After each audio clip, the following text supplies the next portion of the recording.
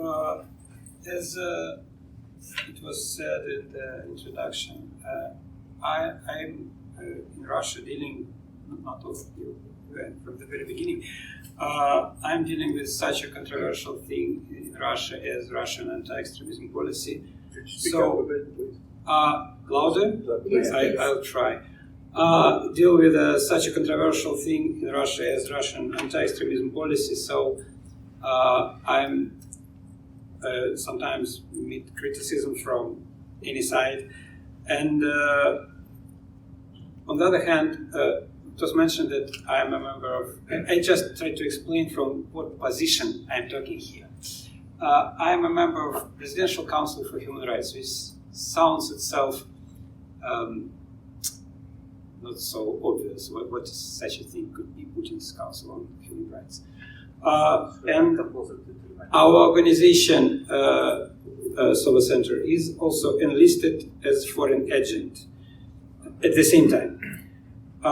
So, from reading the report from this position, which we discussed here, this hybrid analytics report, I see two issues which, of course, I'm talking from Russia, not from United States.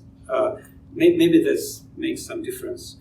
I see a political problem of the influence of authoritarian regimes, including Russian regime, through soft power instruments, including interference to academic life. That's one thing. And another thing is issues of academic freedom and academic ethics. And talking about first problem, I think that it's not much different from what we had in Soviet period. Maybe the only difference is, which Ilya mentioned, is that current Russian regime is much more rich than Soviet regime was. How much difference it make for policy purposes, I don't know. If to look at policy purposes, we and about this oligarchs' money, we have to try to dig deeper. When we see that people take money from oligarchs, does it mean that can we say that it influences the research so much? How much does it influence the research? We cannot say that it 100% predicts the results, and we cannot say that they are 100% independent. So in every certain case, it would be better to understand what is the real influence. And it would be extremely interesting to see, for example, that how certain institution has changed its policy before, from the moment when it doesn't receive money from certain sources and after that. And when I read the report, I didn't find it. That's the problem for me. So here I am in a rather awkward position because and now I understand that I mostly criticize the position of Katerina Smagli, who is absent. And that's unpleasant. And another one reservation which I have to make, that she is acting as a Ukrainian expert, and I prefer not to criticize Ukrainian experts talking about Russia for obvious reasons, being a Russian citizen. But this report is an American report, so I will make an exclusion. The report in the very beginning declares that there is a network which is ruled from Russia. There is a picture, infographics showing this network. But if we read the report, we do not see the proofs how these elements of network are really related to each other. Maybe they are related, but it's not written there. For example, just a couple of examples. Some researcher, Alexander Kogan, and Cambridge Analytica involved in what. Alexander Kogan worked for Cambridge Analytica, and he also worked for St. Petersburg University. As he worked in St.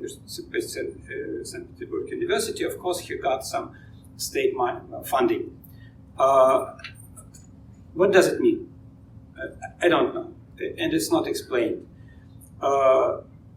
Another thing, some Legatum Institute got funding from some guys in Dubai who have some relationships with Gazprom. We know nothing else about these guys from the report. And what the Legatum Institute did after that, it supported Brexit. Surely not only Kremlin's agents supported Brexit. And so on. I could continue. Of course, there are much more obvious things which could be developed more, but I understand the report is limited in space with this Dialogue of Civilizations project and some Western academics who are involved, like Alexander Rar, or this story about Center for National Interest and Military Science, which also looks rather impressive. But generally, it's explained in the report that as if any relationship to Russia means working for Kremlin. It's written explicitly, which is not true, and Ilya now said that he doesn't think so, especially about relationships when the relationship is just about working in the same think tank for some period. It doesn't mean that these people are really relating to each other. They just coincided to be in one place. And I think this logic is just a mirror of what, why I mentioned our organization is foreign agent, the mirror of what we have in Russia for naming the organization a foreign agent. A foreign agent is not in Russian, because in Russian the agent means not the same as in English. It sounds as a spy. But anyway, even an agent in the English sense of this word, not Russian sense, means some relationships of hierarchy. Somebody gives orders, agents follows. And that's what is not explained in both cases, in the report and in our Russian case of naming organizations foreign agents. If you receive money from somebody, it doesn't mean you follow instructions. Or maybe sometimes it does, but it has to be explained and proved. And I understand that turning to recommendations which are presented in the report, they are the recommendation on creating some watchdogs from civil society who could follow these funding issues. I fully support that. And if for certain stories the report could be presented, which could be more detailed than the report I discussed now, it would be great. But there are also other recommendations just to close any relationships with the Russian academy. And there are no any explanations how to differentiate relationships with various Russian actors. Reading the report, it looks, and Ilya says the opposite, but in the report it looks like, at least for me, that any guy who called himself Russian expert is already a Kremlin agent. So who I am here in this.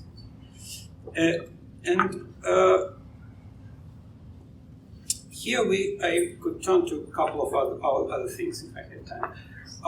One is about, of course there are different approaches how to deal with authoritarian regimes, what kind of dialogue supposed to be organized. And in places like Kennan Institute or Carnegie Foundation, there are discussions, and there are always many people who criticize them for inviting too many, let's say, people who are loyal to, in this case, Putin's regime or some other authoritarian regime. But how to draw the line?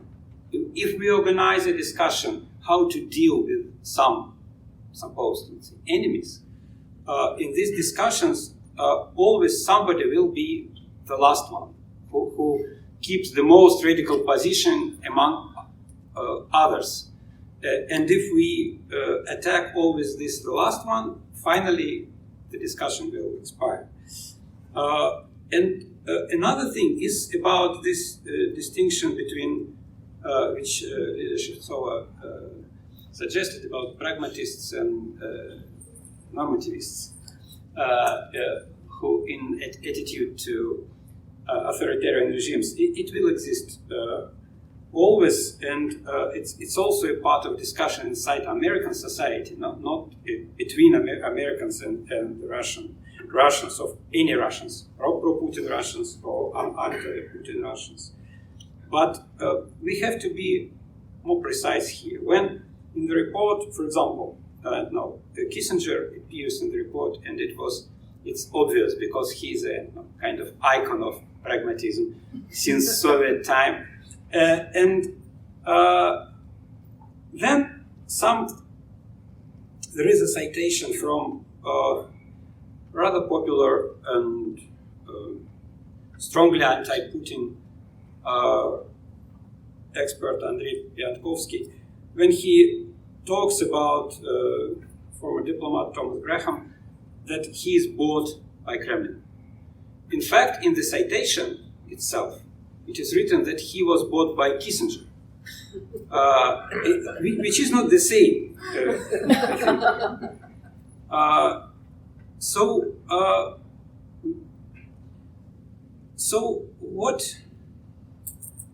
what I think that, just try to finish here, that when we try to make a research on these controversial issues of maybe the purpose, this report, hybrid analysis, maybe was too ambitious, trying to present everything in, I don't remember, 40 or 50 pages. It's impossible. It would be much better to dig deeper on certain stories, trying to prove this change that Russian oligarchs' money or some relationships really influence the research results of certain experts, if it happens at all. Because maybe some people were on the same position before getting money, and they got this money because of that, which would be rather natural. So that has to be researched. Thank you.